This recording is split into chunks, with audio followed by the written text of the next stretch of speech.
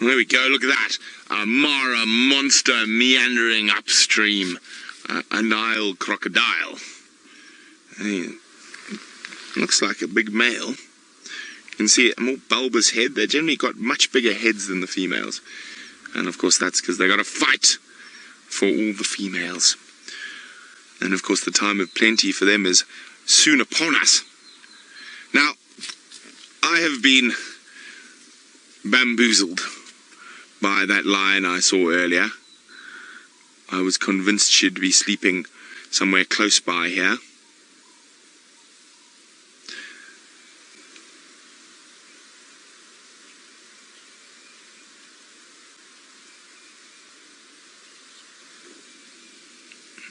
Now, Tristan was chatting, saying I should discuss lion territory in the Mara. I think Tristan should discuss lion territory in the Mara. No, I'm only joking, of course. So first I want to find the lion. That's first and foremost. And I saw her walking along the edge of the tree line here. And we're in this beautiful forest of quinine trees and Diospirus that's all along the edge of the Mara River here. And I was convinced I'd find her sleeping right here. I wonder if she's just not... And I thought she might be lying in ambush for a big herd of zebra that are moving past, but I think they spotted her. So the only other thing is she could have kept moving. Now, lion territories and lion dynamics here, we don't fully understand yet, and it's going to be a while before we do, I think. And I think they have seasonal ranges and ranges depending on what food's available, like any other lion, like the Nkumas move to the north when it's the wet season. They follow the zebra. The lions will have a set territory here, but I think it's a lot less rigid than it is in southern Africa. I just can't figure out where she's gone. Just gone. I mean, we saw her. It did take us about half an hour to get to the other side of the marsh, but I was convinced I was going to find her.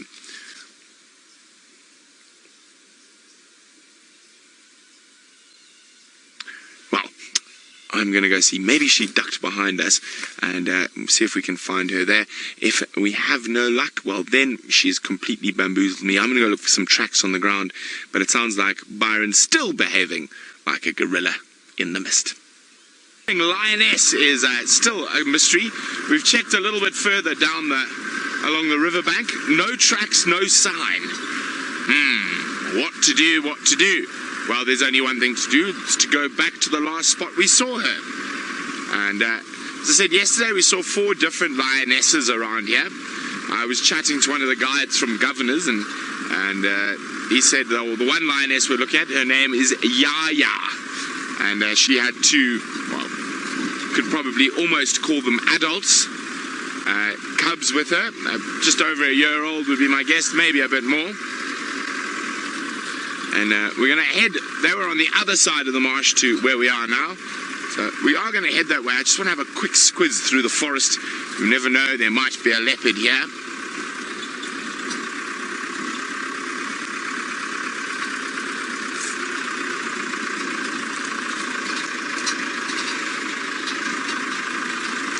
Now, James is wondering, is the Mara River a territorial boundary for the lions, or could their territory encompass both sides? Both sides, James. It's not too much of a problem. The Paradise Pride are on both sides often. They swim the river, well, not quite daily, but definitely very often.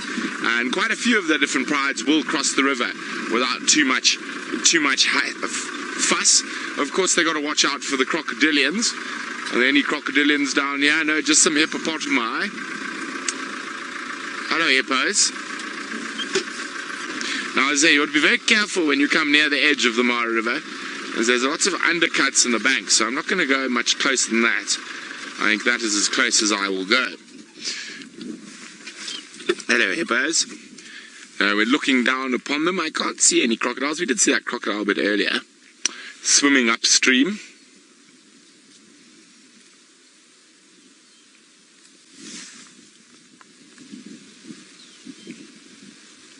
Now, all the animals around here seem to be quite relaxed.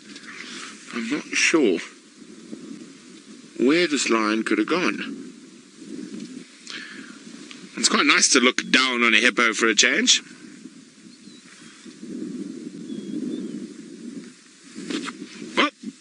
disappearing hippo. We're going to keep moving. Nikki would like to know, are there any wild dogs in the Mara? There are. They're not very many. They have been very hard hit by canine distemper and rabies, so they're not too many wild dogs, but there are definitely around, and I'm hoping that we'll get to see them. Hopefully as today even. You know, where on earth could she have gone?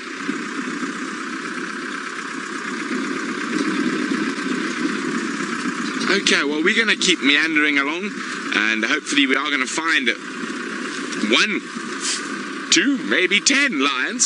So while we do that, let's go see how Byron's faring back in the Lowveld. Well, we cannot find where this lioness is gone. She's just vanished. Now, I've gone along here, I've been looking for tracks, but the 1,000 zebra that have marched past here have made that quite difficult. And she's down here. Maybe she wasn't as far as I thought she was. Maybe she's lying in this long grass up ahead. But look at this, there's a line of zebras heading towards the others. Massive herd.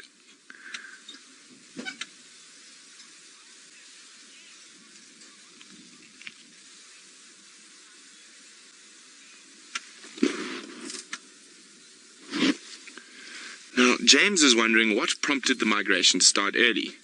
Well, it's very simple. It was a lack of rain in the Serengeti that caused the migration. Oh, there's a bird. I don't think we have it on our Mara list yet. Hamakop.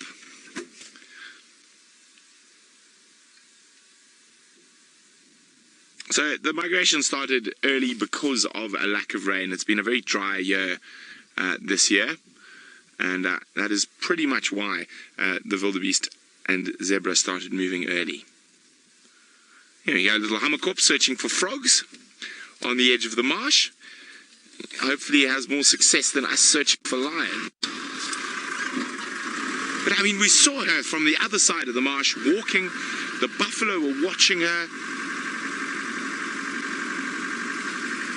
Maybe she's just in this long grass here somewhere. Still haven't seen a track.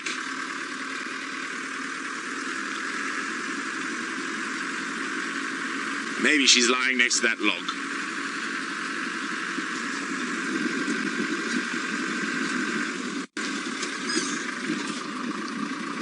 Nope.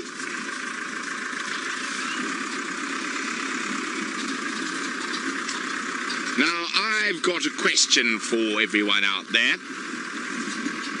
What, in terms of numbers, is the largest mammal migration in Africa? What, in terms of numbers, is the largest mammal migration in Africa? If you know the answer, hashtag Safari Live on Twitter. We'd love to hear from you. I would also love to find a lion.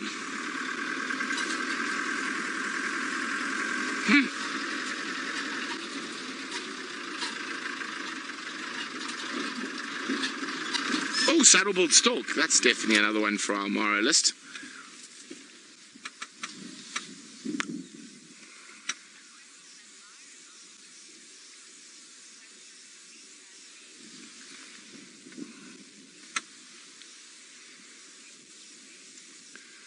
Look at that. Absolutely gorgeous. So elegant. I mean, we've even got, to the left of the saddleball there, Senzo, we've even got our Mara policeman. And not even the Mara policeman. The topi is snorting. Keep coming. Left, left, left, left. On top of the termite mound, nice and high. No snorting at a lion. What's going on, Mara policeman? You're not doing your job today. I don't think... Wait, what is that in the grass? Oh, zebra's having a little roll. It is a termite mound in the grass. I'm literally flabbergasted. I thought for sure we'd found that lion in 2 ticks when we came across the side.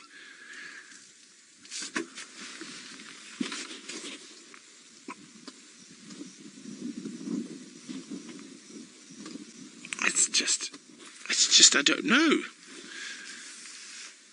Now, Mita, who's 8 years old, would like to know, have I ever been hurt in the wild, I think was the question. Yes, Mita, but it's always been my fault. I've stood on thorns, fallen out of trees, and I had one bad encounter with an elephant, but it wasn't the elephant's fault. But you do get hurt, like anywhere, but it's still much safer than living in a city, living with lions, when you can find them, that is. Now, you've always got to be careful driving on the edge of a marsh.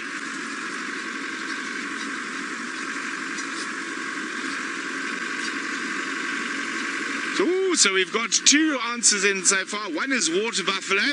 Well, that'd be quite difficult since water buffalo... Oh, rosy-throated longclaw, rosy-throated longclaw.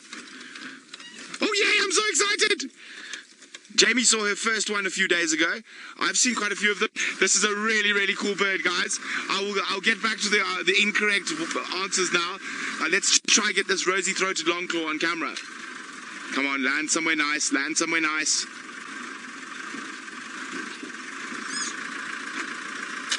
You got them there, Sens? No, come back! Bad rosy-throated longclaw. There was more than one. Okay, let's not panic. It's landed far away. And it's landed in the grass. Darn it. They are absolutely magnificent. They just have this bright pink. Oh, is that another one there? It is, but come back, come back, come back. Yes, wind, blow it this way, blow it this way. No, it's also going to land far. But if there's a couple of rosy-throated longclaws around here, this is a really good area. So hopefully we'll find another one. And rosy-throated longclaws are definitely more rare than lions. Okay, now we have to go very carefully, checking for rosy-throated longclaws. So we had an answer in water buffalo. Water buffalo don't live in Africa, unfortunately. They live in Asia, and I don't think they migrate. And the other one was wildebeest. Now, wildebeest, I think, are the 3rd largest. No, I think I know. Whoopsie. They're the 3rd largest migration in Africa. So no one's got it right just yet. Okay, so rosy-throated longclaws, they like this little short grass on the edge of swamps. I'm sure we'll find another one. I'm going to keep searching.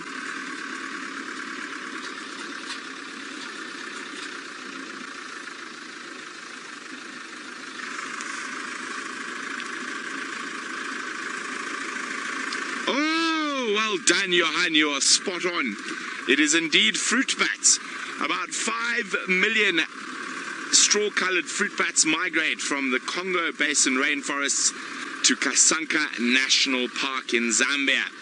And they go there to take advantage of, guess what?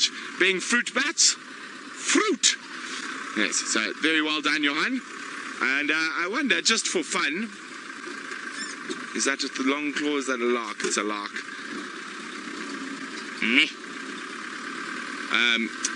Just for fun, who knows what the second largest mammal migration in terms of number is and what animal is it, and where is it? Wow, I'm going to keep you guys on your toes today. No.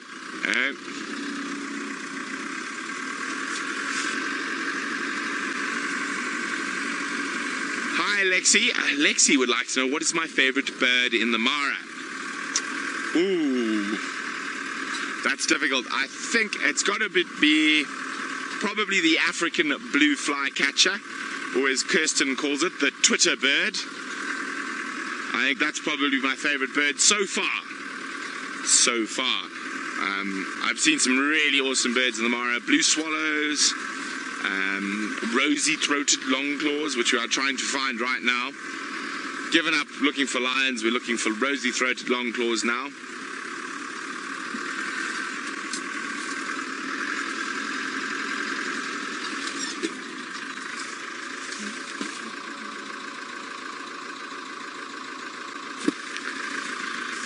Not a rosy-throated longclaw.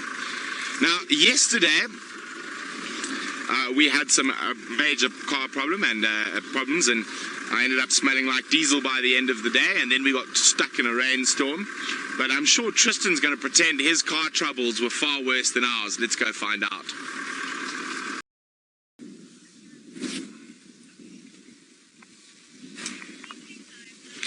Well, welcome back to the Mara. We decided to leave the search for the lone lioness and see what else we could find, and we found some howards. So you can see that hyena's been sleeping in a nice big puddle of mud, and just got up as we approached. But even more fun than that, we're quite close to one of the dens, we think. Let me just go forward a little bit, and as we stopped here, all of a sudden, these little heads popped out of the grass. Hi, guys! What mayhem have you little troublemakers been causing?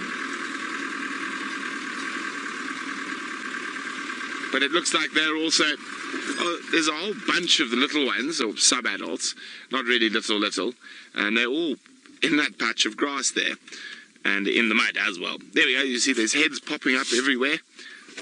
Hey, little guys. Were you being big and scary and chasing lions around last night? Yes, were you?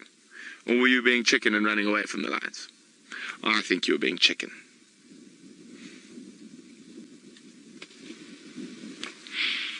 Little fluff balls at this age. Now, of course, you can see behind them lots and lots of zebra and topi. So what we decided to do when we couldn't find the lone lioness is we're going to make our way towards the big herd of zebra that we saw on the hill, zebra and wildebeest. And we're getting there slowly but surely, but there's always so much to see.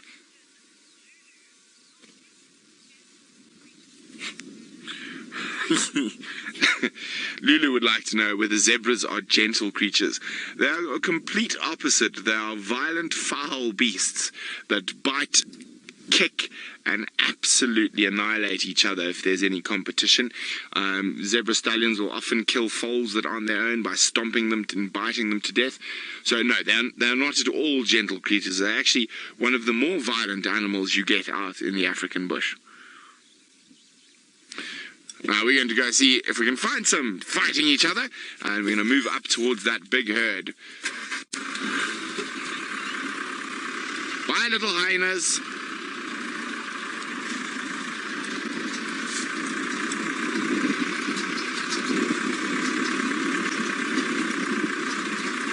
So we're probably going to take about 10 minutes to get to that massive herd of zebras up ahead. So I'm going to speed along, and while we do that, you're going back to Byron at Djuma.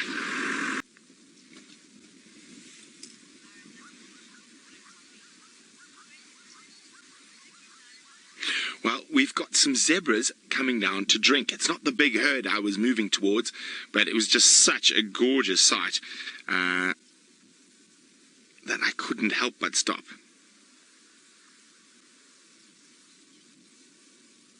Now I hear Byron has been having his morning coffee. I'm just going to try and move the vehicle a little bit closer. So in situations like this, when animals are drinking, it's always important to start the car, let it run for a few seconds, and I can see they're relaxed, and then I'll move a bit closer. So I started a bit further away, and I slowly move a little bit closer as not to spook them. See, there's some walking in to drink, just arriving.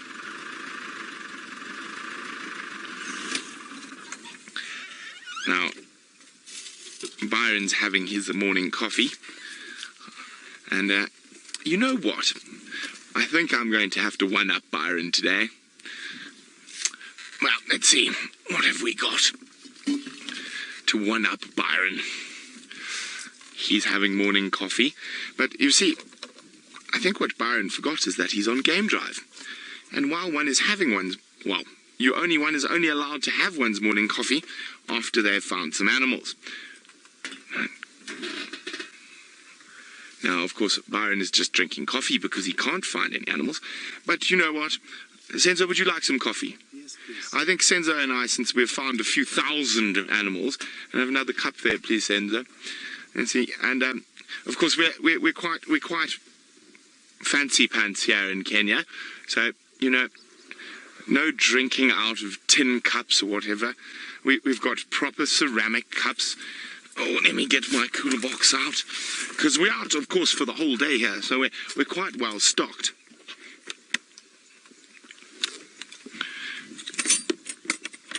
Yes, now, unfortunately, we don't have to eat a goat anymore. It is over, the days of eating goat. It was a trying time, a month and a plus of goat, so there we go. Very nice brown sugar. Would you like some milk with your coffee, Sensei? Yes. Oh, wonderful. There we go, we've got some milk in here as well. See, this is how you do coffee, Byron. Once you've found animals, then you're allowed coffee. You can't have coffee before you have animals. Aha. Lovely Kenyan brew as well. Ruth, while I'm pouring my coffee out, says some of those zebras look pregnant. Indeed they are, Ruth. And zebras will give birth throughout the year. So there's also a very good chance we might see a live zebra birth. I'll pass you the sugar now, Senzo. There we go. And a spoon. You need a spoon? Did I pack a spoon? Oh, dear. No, I did pack a spoon. I didn't forget the spoon and the milk. I think this is quite nice. Whoopsie, making a bit of a noise here. An idyllic spot for a cup of coffee. What do you think, Ruth? Is it a good spot for a cup of coffee? I think it's a wonderful spot for a cup of coffee.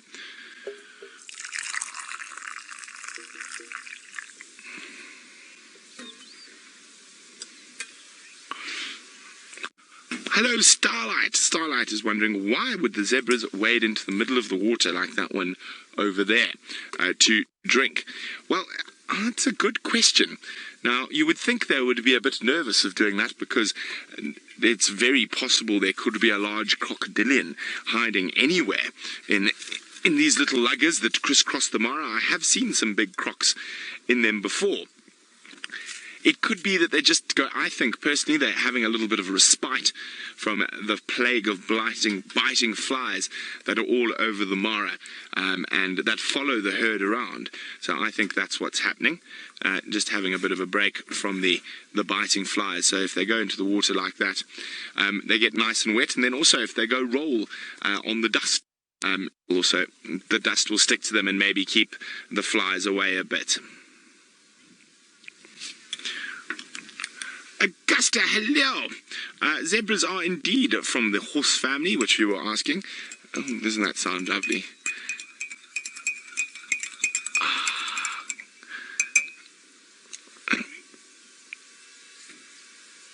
And they are indeed from the horse family. I'm just passing some coffee back. Oh, you can hear zebras making noise. So they're actually far more closely related to donkeys than they are to horses. But of course, donkeys are also part of the horse family. Yes. Let me go. Wait. What did I do with my cup, Senzo? You can't have coffee by yourself. So, we got some lovely crowned cranes next to us as well. And we saw some a bit earlier this morning, but you can see we're still making our way towards that very big herd of zebra, and there looks to be quite a few wildebeest in amongst them as well, that are higher up. But while we're down here, we've got the lovely crowned cranes right next to us.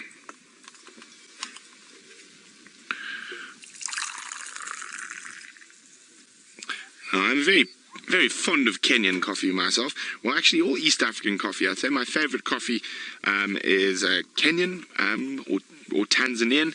Uganda and Rwanda also have some spectacularly wonderful coffee. Now, all coffee, of course, is African. And so every single coffee culture in the world has its roots in Africa. Now, the coffee actually comes originally from Ethiopia, and has been traded throughout the world.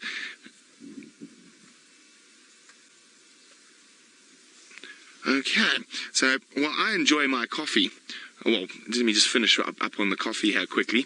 Now, of course, as I said, all coffee is African from Ethiopia and was traded via dhows all through Africa.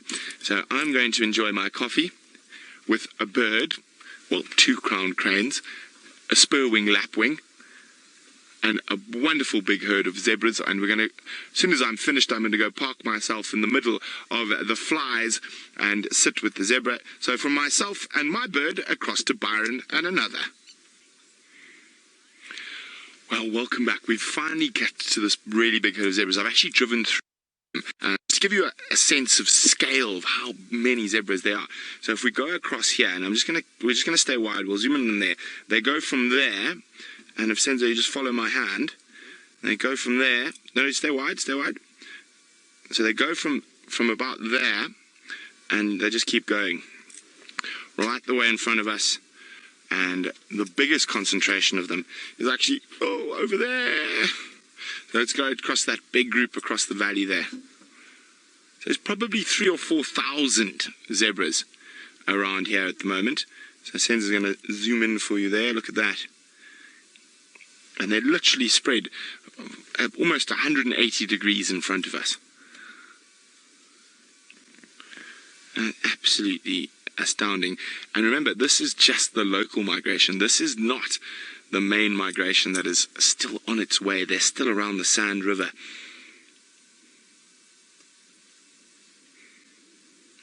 Not many wildebeest in this section.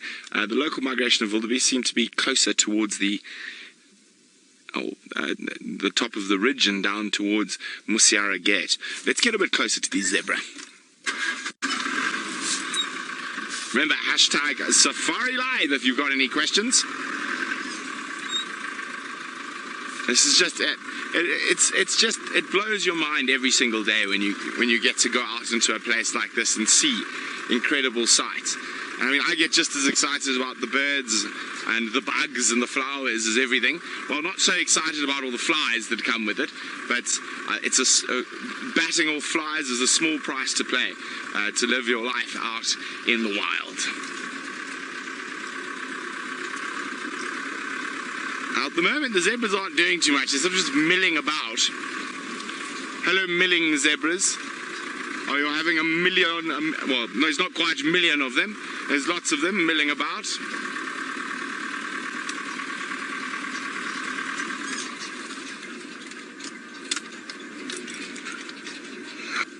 Hi, zebras.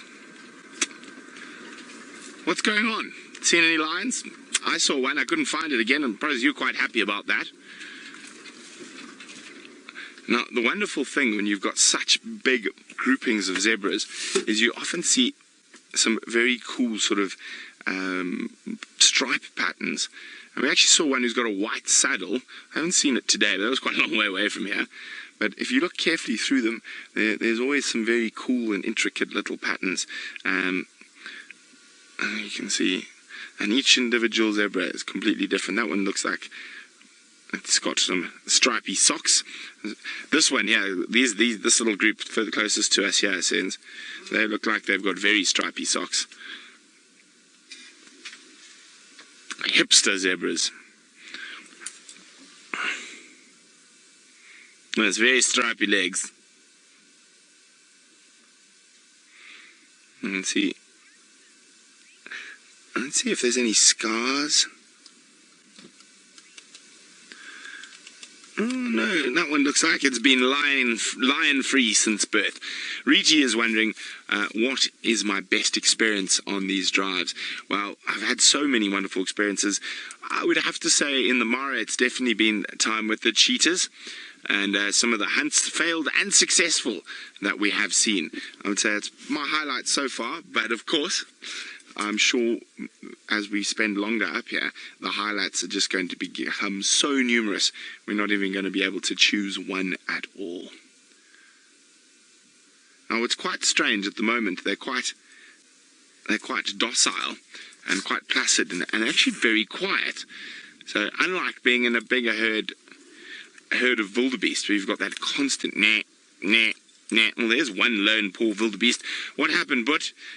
You lose everyone. There's about 5,000 of you just off to the north. There's a topian amongst the zebra there. And that's actually, you can see how far away those zebra actually are. You can see the mirage or heat haze across the zebras. That's quite cool.